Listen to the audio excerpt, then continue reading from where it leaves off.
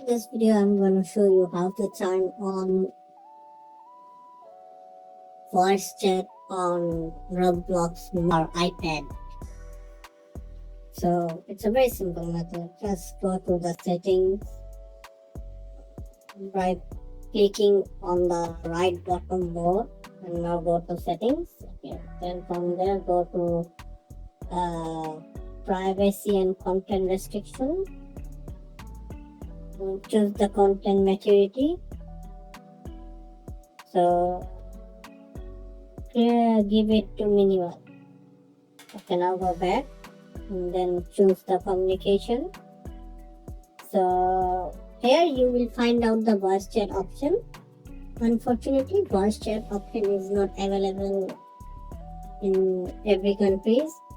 Maybe countries like USA, Canada and some other countries have these facilities available, as I'm currently not in USA or the available country, that's why it is not showing. If you are in a country that supports voice chat, it will show here. So I hope you guys like it. Thank you for watching the video.